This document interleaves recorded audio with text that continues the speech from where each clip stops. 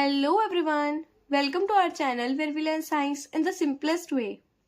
इस वीडियो में हम कवर करेंगे एटम्स एंड मॉलिक्यूल्स के थर्ड पार्ट को, जिसमें हम स्टडी करेंगे एटॉमिक मास के कॉन्सेप्ट को, एटॉमिक एक्सिस्टेंस को, आयंस को एंड मॉलिक्यूल्स को।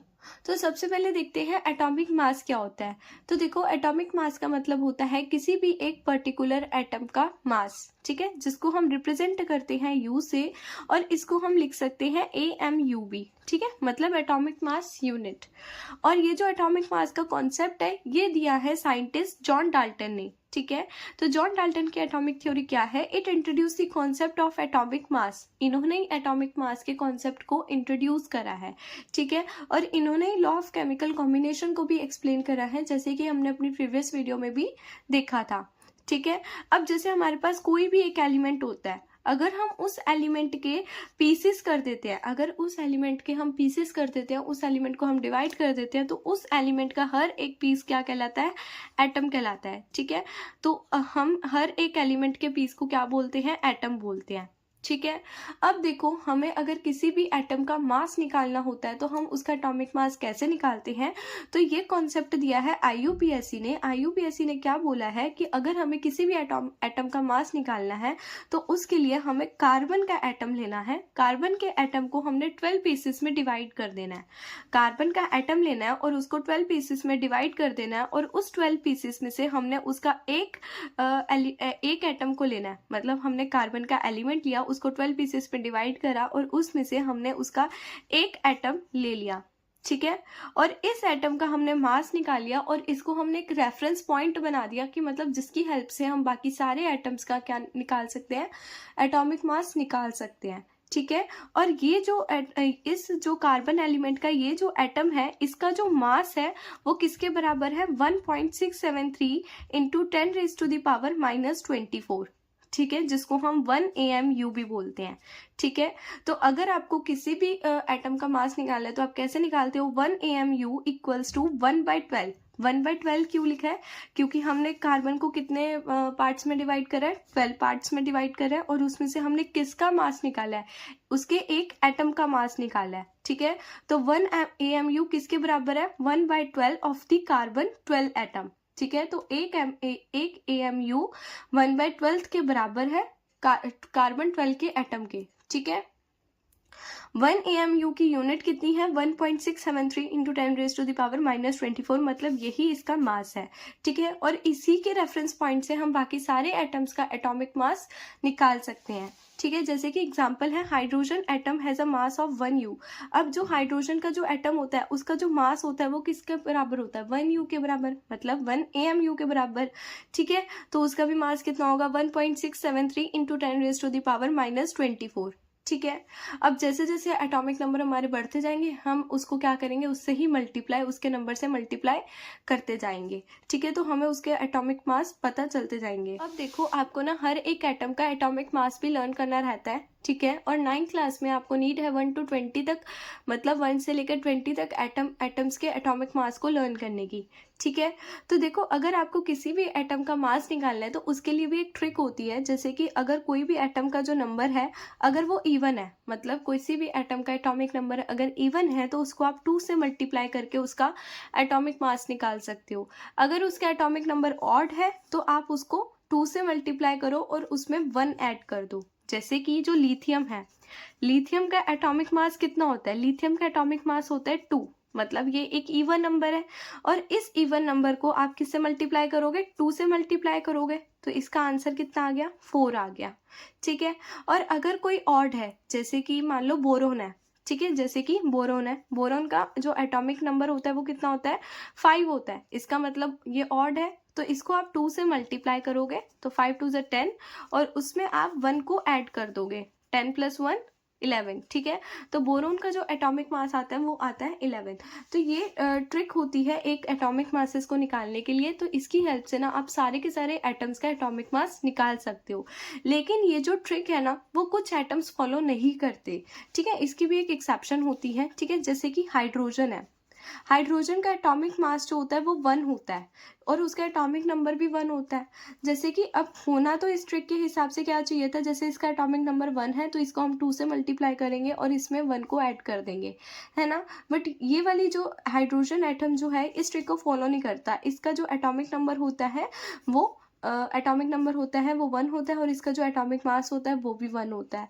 ठीक है, जैसे बेरिलियम है, बेरिलियम का एटॉमिक नंबर होता है 4 और इसका जो मास होता है वो 9 होता है। नाइट्रोजन नाइट्रोजन का जो एटॉमिक नंबर होता है वो कितना होता है 7 और इसका जो एटॉमिक मास होता है वो कितना होता है 14। ठीक है, आर्गन आर्गन का एटॉमिक नंबर होता है 18 और इसका जो एटॉमिक मास होता है वो कितना होता है 40। ठीक है, तो ये आपको एज इट इज याद करने पड़ते हैं। ठीक है, अब इसमें देखो क्वेश्चन कैसे कैसे आते हैं एटॉमिक मास में, एटॉमिक मास के कॉन्सेप्ट में। जैसे कि एटॉमिक मास ऑफ ऑक्सीजन, मतलब ऑक्सीजन का आपको एटॉमिक मास निकालना है। अब जैसे अगर आपको ऑक्सीजन का एटॉमिक मास निकालना है तो उसके लिए आपको ऑक्सीजन का एटॉमिक नंबर पता होना चाहिए। ऑक्सीजन का एटॉमिक नंबर क्या होता है, ऑक्सीजन का एटॉमिक नंबर होता है 8, मतलब ये एक इवन नंबर है तो 8 को आप 2 से मल्टीप्लाई कर दो तो ऑक्सीजन का एटॉमिक मास कितना आ जाएगा 16 आ जाएगा। ठीक है, वैसे ही आप बेरिलियम का जो एटॉमिक नंबर होता है वो कितना होता है 2 होता है, बट ये एक एक्सेप्शन केस में आता है। ठीक है, तो एटॉमिक नंबर बेरिलियम का होता है 4 होता है और इसका जो एटॉमिक मास होता है वो कितना होता है 9 होता है। ठीक है, एटॉमिक मास ऑफ लिथियम का जैसे हमने यहाँ पे निकाला ही है। ठीक है, तो इस हिसाब से आपको एटॉमिक मास पे क्वेश्चंस आते हैं। तो अब देखो हमारे ना कुछ एटम्स ऐसे होते हैं जो कि अकेले रहते हैं, अकेले रह के वो केमिकल रिएक्शन में क्या करते हैं पार्टिसिपेट करते हैं, और कुछ एटम्स जो होते हैं वो किसी दूसरे एटम्स के साथ कंबाइन होते हैं। ठीक है, तो इसी को हम बोलते हैं एटॉमिक एक्सिस्टेंस, मतलब कि जो एटम है वो किसके साथ बाइंड है, वो कैसा है।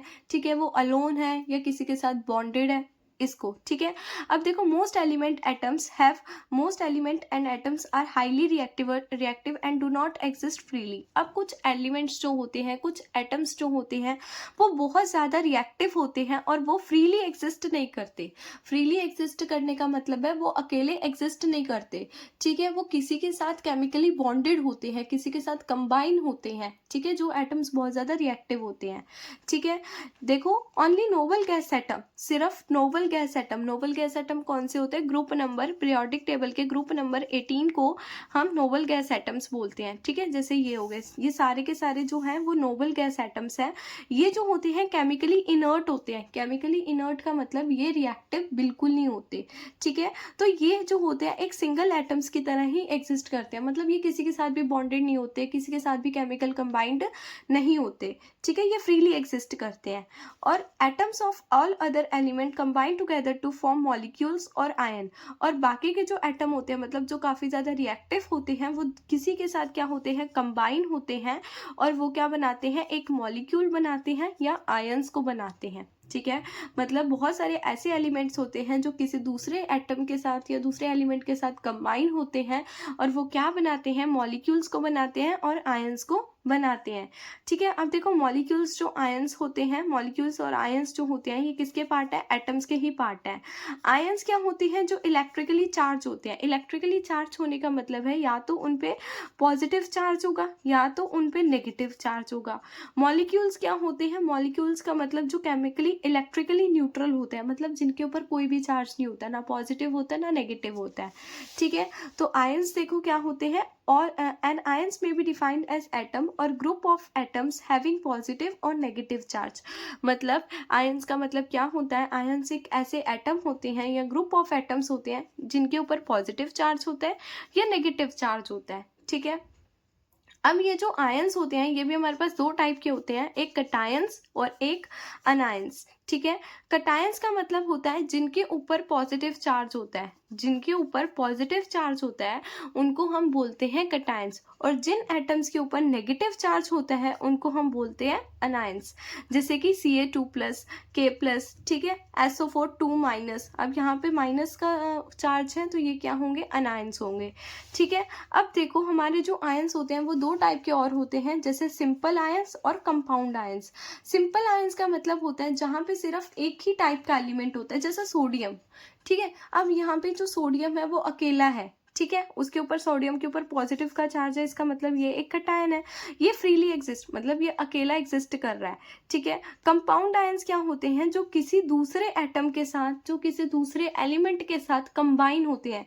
जैसे यहाँ पे नाइट्रोजन है, वो हाइड्रोजन के साथ क्या है, कंबाइन है, और इनके ऊपर कौन सा चार्ज है, पॉजिटिव चार्ज है। इस वजह से ये है हमारे कंपाउंड कटायंस। ठीक है, यहाँ पे CO3 2- कार्बोनेट आयंस है ये। ठीक है, तो यहाँ पे नेगेटिव चार्ज है, इसको हम आयन बोलेंगे, और यहाँ पे जो कार्बन है वो ऑक्सीजन के साथ क्या है, केमिकली बाउंड है, तो इसीलिए हम इसको बोलते हैं कंपाउंड आयंस। ठीक है, उसके बाद देखो मॉलिक्यूल्स क्या होता है। देखो मॉलिक्यूल्स का मतलब होता है जब एक या एक से ज़्यादा एटम आपस में केमिकली कंबाइंड होते हैं, उसी को हम क्या बोलते हैं, मॉलिक्यूल्स बोलते हैं। Molecule is a group of 2 और मोर एटम केमिकली बॉन्डेड टुगेदर। ठीक है, अब ये जो मॉलिक्यूल्स होते हैं ये भी हमारे दो टाइप के होते हैं, molecules of element and molecules of compound. Molecules of element का मतलब क्या है, जैसे हमने आयंस में देखा था, आयंस जो होते हैं वो सिंपल आयंस थे एक तरीके के, और एक कंपाउंड आयंस थे। सिंपल आयंस में क्या था, ठीक है, सिंपल आयंस में था एक अकेला एटम वहाँ पे एग्जिस्ट कर रहा था। वैसे यहाँ पे मॉलिक्यूल्स ऑफ एलिमेंट है, यहाँ पे क्या होता है, सेम तरीके के एटम्स जो होते हैं, जैसे ऑक्सीजन एंड ऑक्सीजन, सेम तरीके के जो एटम्स होते हैं वो केमिकली बाइंड होते हैं। ठीक है, जैसे यहाँ पे हाइड्रोजन एंड हाइड्रोजन है, तो यहाँ पे हाइड्रोजन जो है वो हाइड्रोजन के साथ ही कंबाइन है, वो किसी डिफरेंट एलिमेंट के साथ कंबाइन नहीं है। अगर वो किसी डिफरेंट एलिमेंट के साथ कंबाइन हो जाए तो उसको हम बोलते हैं मॉलिक्यूल्स ऑफ कंपाउंड। जैसे यहाँ पे हाइड्रोजन के साथ ही बॉन्ड था, तो उसको हम बोल रहे थे एलिमेंट, और यहाँ पे अगर हाइड्रोजन जो है उसने ऑक्सीजन के साथ अपना बॉन्ड बना लिया, केमिकली बॉन्डेड हो गया, वो कंबाइन हो गया, तो उसको हम बोलेंगे मॉलिक्यूल्स ऑफ कंपाउंड। ठीक है, और ये जो कंपाउंड्स होते हैं ना वो एक डेफिनेट प्रपोर्शन में होने चाहिए, जैसे कि हमने लॉ ऑफ कांस्टेंट प्रपोर्शन में पढ़ा था। ठीक है, उसके बाद देखो एटॉमिसिटी क्या होता है। एटॉमिसिटी का मतलब होता है कि किसी भी एक एटम में कितने एटम्स जो है वो प्रेजेंट है, उसी को एटॉमिसिटी बोलते हैं। ठीक है, तो atomicity refers to the number of atoms present in a single molecule of an element, substance और अ कंपाउंड। मतलब एटॉमिसिटी का मतलब होता है एटम्स के वो नंबर जो प्रेजेंट होते हैं एलिमेंट में, सब्सटेंस में, कंपाउंड में। ठीक है, अब जैसे एटॉमिसिटी जो होती है वो 4 टाइप की होती है, जो कि कौन कौन सी है। मोनो एटॉमिक, मोनो का मतलब क्या होता है, मोनो का मतलब होता है 1, तो इसकी जो एटॉमिसिटी होगी वो भी कितनी होगी, 1 होगी। ठीक है, और मोनो एटॉमिक के जो एग्जाम्पल होते हैं वो कौन कौन से होते हैं, नोबल गैस, मतलब पीरियोडिक टेबल के ग्रुप नंबर 18 वाले जितने भी एटम्स होते हैं वो सारे हमारे मोनो एटॉमिक होते हैं। और जितने मेटल्स होते हैं जैसे सोडियम हो गया, ये सब जो मेटल्स होते हैं इनकी भी एटॉमिसिटी कितनी होती है, 1 होती है। ठीक है, एटॉमिसिटी का मतलब क्या है कि उसके अंदर कितने एटम्स जो है वो प्रेजेंट है। ठीक है, तो नोबल गैस के अंदर एक एटम्स प्रेजेंट होता है, मेटल्स के अंदर भी एक एटम प्रेजेंट होता है, और जो कार्बन है, कार्बन के अंदर भी एक ही एटम प्रेजेंट होता है। ठीक है, उसके बाद देखो डाई एटॉमिक, डाई का मतलब क्या होता है, 2। ठीक है, तो यहाँ पे इसकी एटॉमिसिटी भी क्या होती है, 2 होती है। यहाँ पे इसका मतलब क्या है कि कोई ऐसा एटम जिसके अंदर 2 एटम प्रेजेंट होते हैं, जैसे हाइड्रोजन को हम H2 करके लिखते हैं। ठीक है, तो ये इसकी एटॉमिसिटी 2 हो जाएगी। ऑक्सीजन को हम O2 करके लिखते हैं, तो इसकी भी एटॉमिसिटी 2 हो जाएगी। क्लोरीन को हम Cl2 करके लिखते हैं, तो इसकी भी एटॉमिसिटी 2 हो जाएगी। ट्राई एटॉमिक का मतलब क्या होता है, देखो ट्राई का मतलब है 3, तो यहाँ पे इसकी एटॉमिसिटी क्या होगी, 3 होगी, मतलब जिसके अंदर 3 एटम्स प्रेजेंट होते हैं, जैसे O3 ओजोन।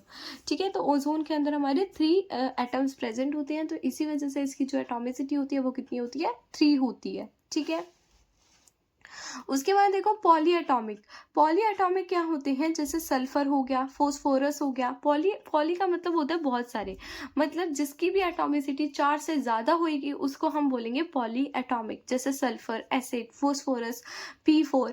ठीक है, तो ये सब हमारे आते हैं पॉलीएटॉमिसिटी। इनकी जो एटॉमिसिटी हो सकती है वो 4 भी हो सकती है और ज़्यादा भी हो सकती है, 4 से ज़्यादा भी हो सकती है। ठीक है, तो अब देखो एटॉमिसिटी पे आपको कैसे क्वेश्चंस आते हैं, तो देखो जैसे कि आपको बताना होता है कि ऑक्सीजन की एटॉमिसिटी कितनी होती है। देखो ऑक्सीजन का फॉर्मूला क्या होता है, O2। तो यहाँ पे कितने ऑक्सीजन के कितने एटम्स प्रेजेंट हैं, 2, तो यहाँ पे इसकी एटॉमिसिटी कितनी होगी, 2 होगी। फोस्फोरस में कितने एटम्स प्रेजेंट होते हैं, 4, तो यहाँ पे इसकी एटॉमिसिटी होती है पॉली एटॉमिक, मतलब 4 एटॉमिसिटीज़ की होती है, ठीक है। अब जैसे सल्फ्यूरिक एसिड, ये तो सेम थे, तो आपने इजीली यहाँ पे बता सकते हो कि इसकी एटॉमिसिटी ये होगी।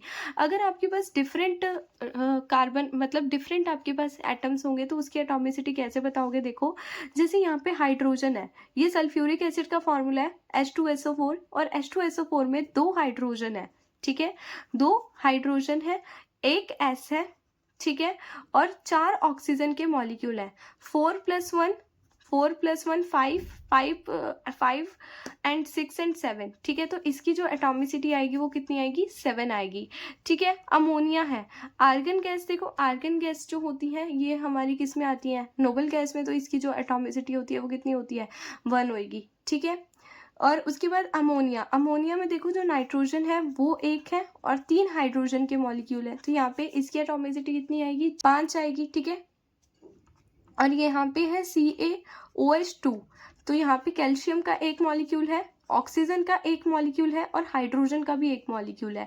और यहाँ पे ब्रैकेट के बाहर देखो 2 लगा हुआ है, इसका मतलब आप इस 1 और 1 को किससे मल्टीप्लाई करोगे? 2 से मल्टीप्लाई करोगे, मतलब 2 ही हाइड्रोजन के मॉलिक्यूल है और 2 ही ऑक्सीजन के मॉलिक्यूल है। तो इसकी एटॉमिसिटी कितनी आएगी? 2 + 2 4 एंड 4 + 1 5, ठीक है।